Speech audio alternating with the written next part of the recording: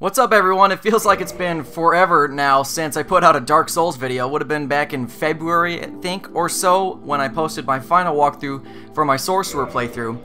If this is the first time you're seeing these videos, I'm going to be covering the walkthrough for the new Prepare to Die edition of Dark Souls, which came out for the PC at the end of August. These walkthroughs that I'm going to be doing, I'm going to do two specifically. I'm going to do one as a melee character and then one as a mage or sorcerer. They're going to cover only the content, or rather the new content in the Prepare to Die edition. So it's going to be just the new DLC specifically that's going to be coming to the consoles later this year. If you're interested in seeing a full walkthrough, I'll provide links below and as annotations to this video to my melee and sorcerer playthrough, so you can check those out first, and then use this as a supplement once you decide you want to go to the new content, if you are looking to go to the new content. So this is my character that I created in the new PC version because, you know, as you know, I played on the PlayStation 3 previously, and even then I didn't have online content, so this was kind of a new experience for me again, now that my internet connection is active in my home. That I got to play through and actually summon people and get summoned into other games, and I'll cover that later too. But this is the character I created, Jesse Pinkman, who is the badass from the Breaking Bad series, if you don't watch. And I started as a hunter, and I wanted to go a melee build that utilizes a dexterity-based build with swords and bows. So this character, when I got to the new content, I was level 66 with 26 points in vitality, which is a decent amount of health. A lot of points in endurance because I like to keep my weight underneath 25% so that I can have fast movement, and then the rest of points in dexterity and a little bit in strength just so I can wield the different weapons.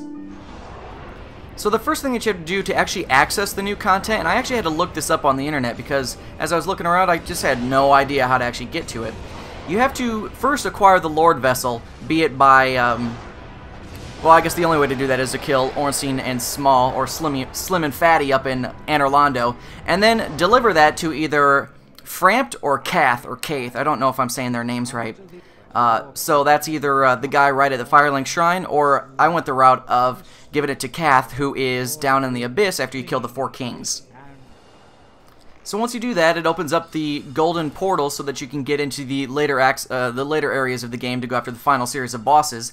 Next, you want to head up to the Duke's Archives, and now there's this new blue crystal golem standing right at the entrance who will drop a broken pendant. So you'll kill him and pick that up. And finally, you're going to work your way down to where the Hydra was, and unfortunately I didn't capture footage of this. Kill the Hydra, and walk back into the little cave area behind him where you see the golden golem. You'll kill that golem, which will release the Dusk of Ulasil, and then you'll have to quit your game and then reload it, and then you can see behind me there is a black portal, and that's actually what lets you into the new content once you have the pendant that we got from the blue golem. If you want footage on killing the orange golem or the Hydra, you can check out my other playthroughs for information on that. I want to go through my gear quick to show you what I have. I have a Quelaag's Fury Sword +5, I've got a longbow +10, a blood shield +6, Thief Mask +8, Hard Leather Armor +9, Silver Knight Gauntlets, Crimson Waistcloth +1, Ring of Favor and Protection, and a Rusted Iron Ring. The Rusted Iron Ring is not one that I'm going to end up using inside, but I'm pretty sure I switched that out in a little bit. The Ring of Favor and Protection again gives me extra hit points and stamina, and the rest of the gear is pretty well upgraded. The Quelaag's Fury Sword was upgraded in Anor Londo at the blacksmith from a Falcon +10 and the Soul of Quelaag, and then I've got that upgraded to +5 with 10 Demon Titanites. It makes the weapon then scale off of dexterity and how much humanity you have. So I figured it was a decent weapon to at least try the new content with. I've got my armor nice and upgraded. I felt like I was in a pretty good position to try to tackle this new content, which I found out was actually pretty freaking hard, so we'll see how that goes. There we can see I swapped out for the Chloranthy Ring, which is found inside, fuck my ass, what's that zone? The trees that lead down to Ash Lake. Well, whatever, the ring gives you quick stamina regen, which is imperative for a melee-based character like this.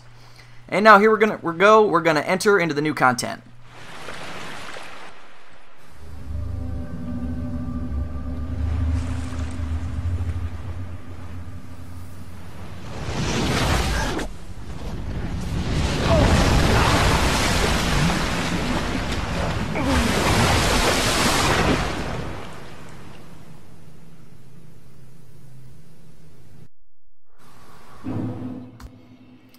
So this is the first new zone called the Sanctuary Garden, which really is nothing more than a bonfire and a pathway leading to a large open room with the first boss. As standard procedure, whenever I get to a new bonfire, I always use a couple humanities to either get myself human and then to kindle the bonfire, so that I'll always have 10 Estus flasks available to me. I've got Estus flasks plus 5. I probably could have gotten them upgraded to plus 6 had I gone all the way into the Duke's Archives, but I decided, actually I just straight forgot about that other Estus flask upgrade. If you're looking for info on that, you can find it in my Sorcerer playthrough. So here's the first boss. It's like a chimera, I think. I don't know. The Sanctuary Guardian.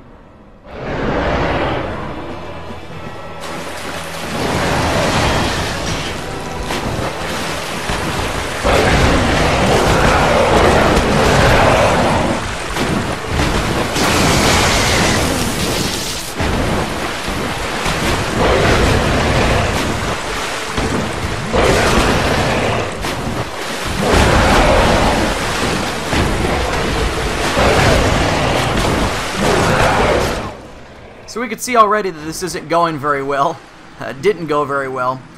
Whenever I get to a new boss, I pretty much just try to run around and learn their attack patterns, and that's going to be kind of what's going to be the most important thing for this boss right now. You want to, as a melee character, I found at least, you want to keep your equip load under 25% of your max. So my equipment load right now is 98.4 max. I've got 22.1. So I'm under 25% of that total load, which keeps me the most mobile and I can roll around quicker because as a melee character with not heavy armor on, I'm going to take a lot of damage if I can't dodge all of these attacks. I found out over time that the best way to beat this boss is to just really roll around a lot. You've got to really learn to anticipate his moves, and we're going to see that over time here. I had a kind of a hell of a time with this bitch. Right now I'm trying to determine if I have a better shield that has some lightning resist on it, because I saw that was much of his primary attacks, but I can't, I don't even have the strength to wield the eagle shield, which is the only thing I had that had higher lightning resist. So we're going to go back in with the same gear I had before and just see what happens again.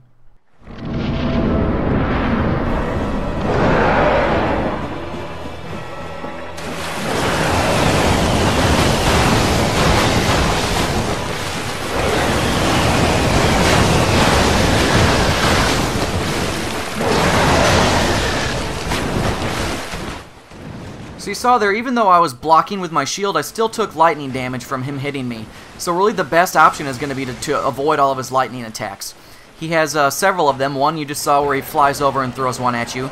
He has a series of where he'll shoot 4 or 5 at you in a row. They're real quick. And he has another where he shoots one big burst. And he gives signs when he's going to do each of them. So if you see him charging up lightning, that's when you want to start rolling to the right or left right away. Like right now. And I didn't do it because I'm a noob. When the lightning hits the water, it stays there for a little bit, so you don't want to get into that lightning because you'll still take some damage.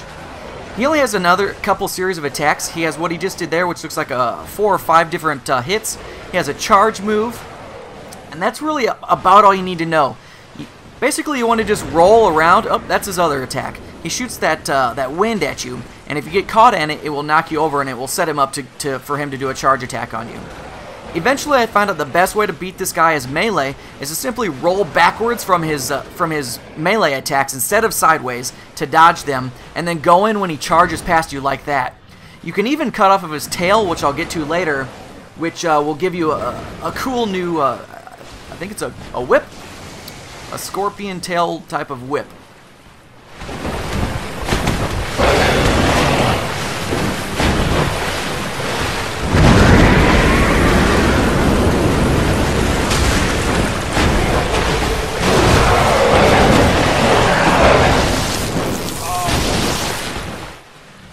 I just skipped forward a few minutes there because this was basically still a learning experience where I'm still trying to get the feel for his abilities down. I played through this again as my Sorcerer character and I just smoked this boss without any problems at all. It's funny, the first playthrough through all the new content probably took me 4 to 6 hours or so, and on my second playthrough it only took me about 2 because, you know, once you learn the boss patterns, it's just a whole lot easier.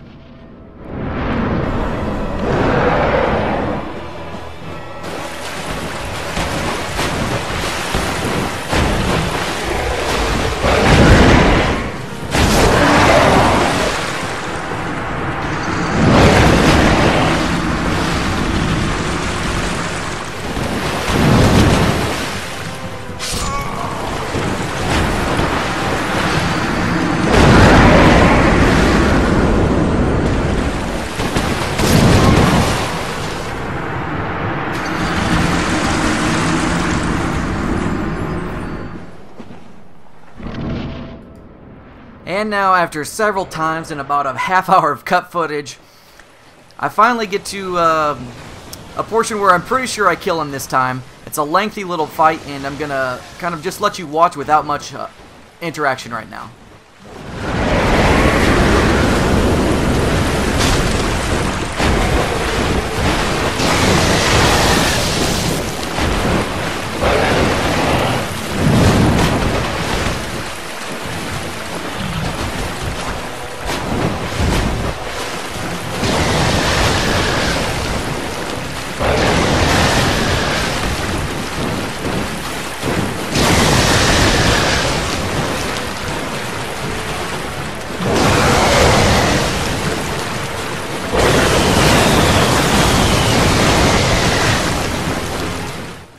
So you can see what I'm doing is I'm just dodging all of his lightning moves, waiting for him to charge by me like this so that I can get in a position where I can try to chop off of his tail.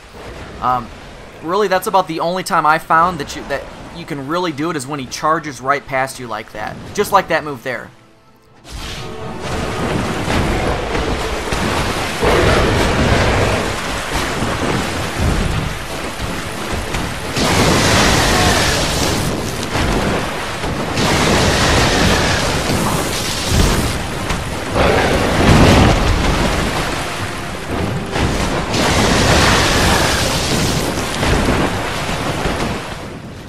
This boss can be pretty relentless with his attacks, so I found the best time to use consumables is after he does his headbutt, just like that right there. Right now is normally when I'd go in for a few swings. That's also a great time to drink an Essence Flask.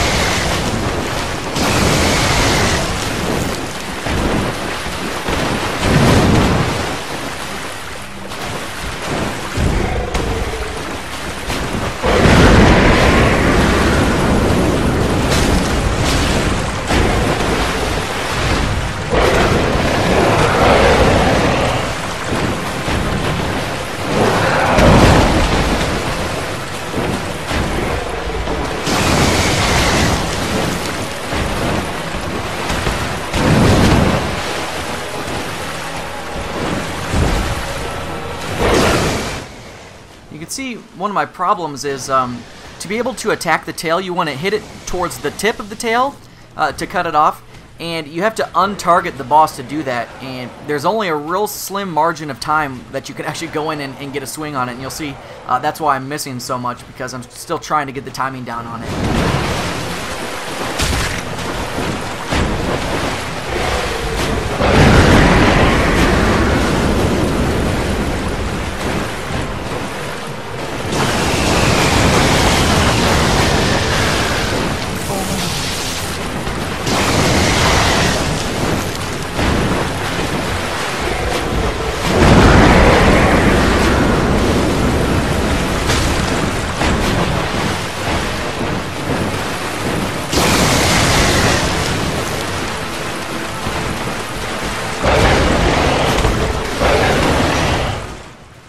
It was also about this time where I was realizing that the Quelaag's Fury Sword plus 5 really may not have been a good choice for this character, even though I end up using it throughout the remainder of this this tutorial, pretty much. It just doesn't do that much damage. I think it's a decent weapon for PvP, but these bosses just have a lot of hit points, and there's a lot of other weapons out there that could have been significantly better for me, whether I raise my build to have more dexterity or strength to be able to use them, or to put a lightning enchant on something. I'm not entirely sure, and I'm not really happy with the way this build turned out overall. Nonetheless, I was still able to complete all the content, and I still think that it will be useful for people trying to do something with an endurance, vitality, dexterity build.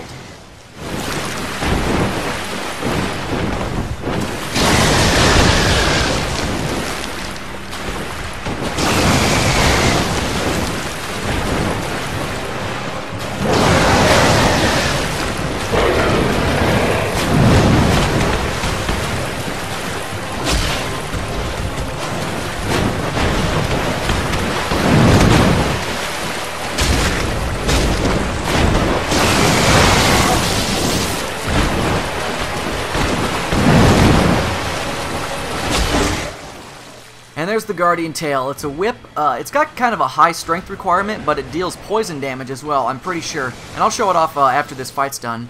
One advantage to cutting the tail off, obviously, is that he can't use his tail anymore. And really the only time I believe that he used that was when he charges past you. If you go in behind him and try to attack his butt, he'll use his tail. That does not only a pretty significant amount of damage, but will also poison you with one shot.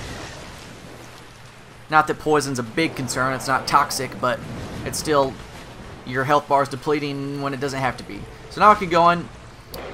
Oh, you know what? He still does a kick there, so I guess removing the tail only removes the poison factor.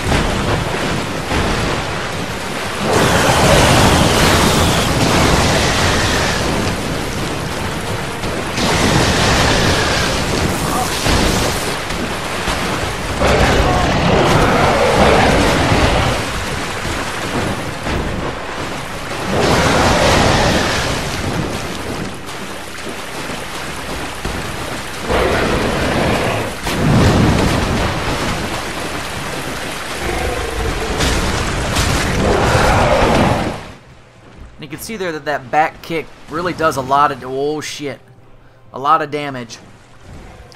I was trying to go in with my two-handed sword instead of using my shield as well to try to deal some extra damage. It looks like you only have time to get in maybe one hit before he'll kick, unfortunately.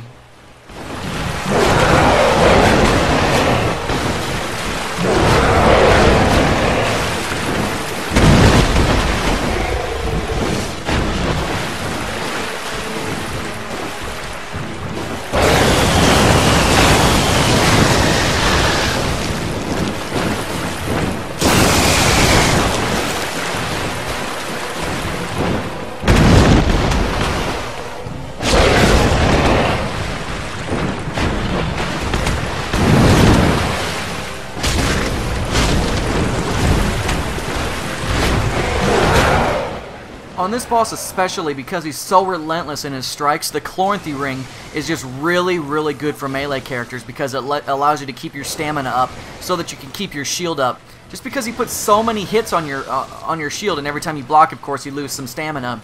I don't know. I wouldn't even attempt this fight without the Chloranthy Ring.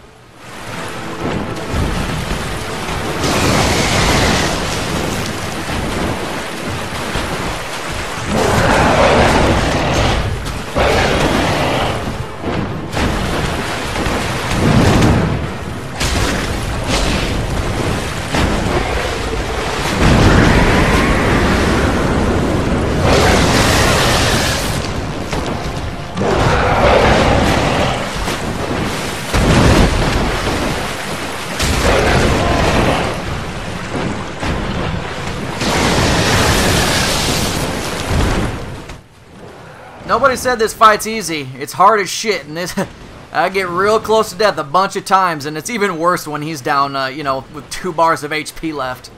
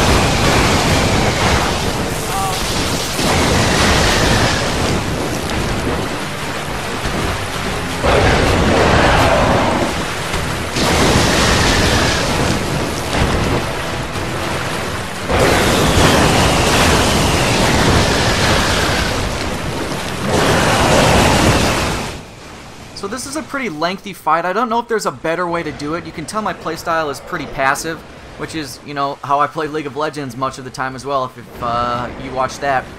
But this is how I was able to do it. It took me a while, but it looks like this boss is finally about to go down.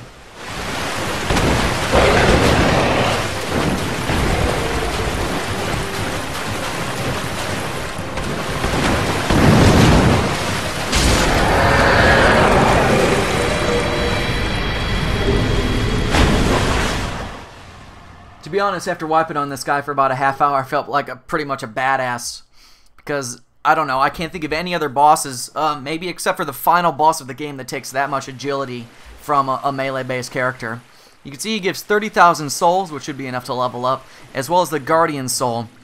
And after doing some research on the internet and just looking around, I don't think that there's any use for the Guardian Soul besides consuming it, and it gives you, I don't even remember how many souls it gives you.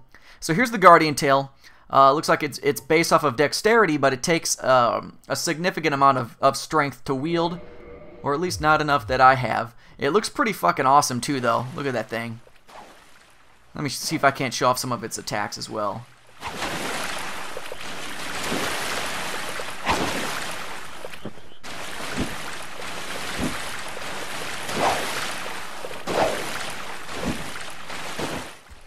And I think this is going to be a good place to stop this video. Stay tuned tomorrow, and I'll take us into the Sanctuary Garden and the Royal Woods, which I think is the best looking or prettiest zone that the developers have made for Dark Souls yet. See you then.